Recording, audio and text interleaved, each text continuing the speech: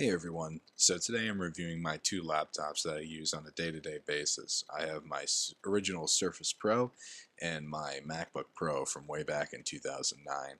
See if these guys still stand up to everyday needs and tasks. So, both of them were pretty revolutionary in design at the time of their release. Obviously, specific design features for each and hardware. The MacBook is running the Core 2 Duo, has 4 gigabytes of RAM, an okay display for the time, GeForce graphics, which is always nice, and a 500 gigabyte hard drive, so lots of storage. The Surface, however, has the a little bit better i5, 4 gigabytes of RAM, a much nicer display, Intel HD graphics, and a 64 gigabyte SSD, which is always nice and fast.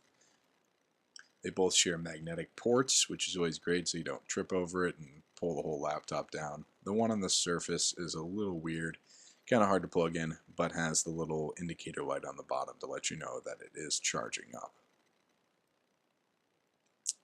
Startup times are pretty radically different, mostly due to the hard drives that they have. The Surface was the SSD, so it's really quick, and the Mac only has a 5400 RPM SATA drive, so it's not terribly quick. And as we can see here, I kind of sped this up to get through it because it took quite a while for the Mac to boot up. The Surface was ready to go very quickly and would have been fine to log in and would be ready to go.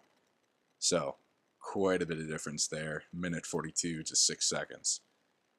So, both of them pretty sleek design for the time, but the MacBook has become quite heavy and bulky. The Surface was pretty slim, had good cooling. The Mac, however, not so good cooling. I have a lot of overheating issues with it. Surface, not a lot of ports, has a full-size USB headphone jack and SD card slot, versus the Mac has pretty much every plug you'll need in a day, plus a full-size SD card slot. Both the keyboards, easy to use. I do like the Mac's a little bit better. The one on the Surface is kind of small and compact. Not a huge fan, but it does work well. The Mac's clicker is broken, which sucks, but I still can use the tap. With the Surface having the touch display, you really don't need the keyboard or its trackpad. So, never was a big fan of Windows 8, but it does work really well on the touch display with the Surface series.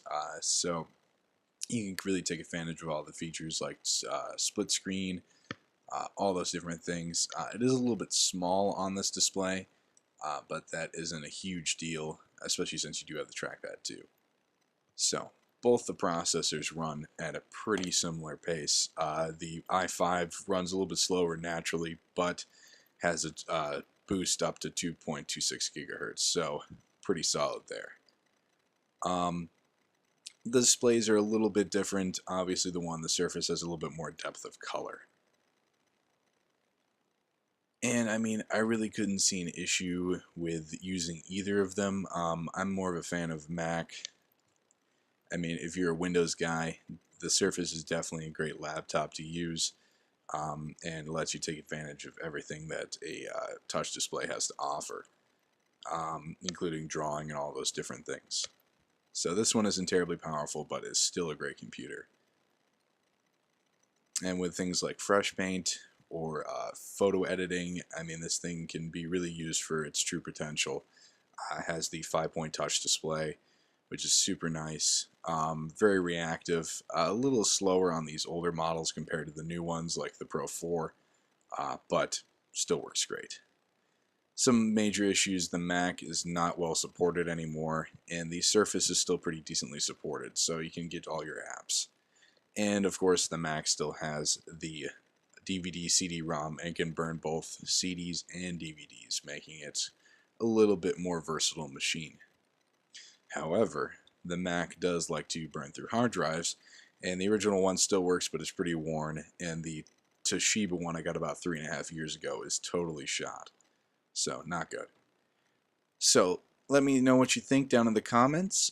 Both decent computers, but if it was up to me, I'd have the Mac.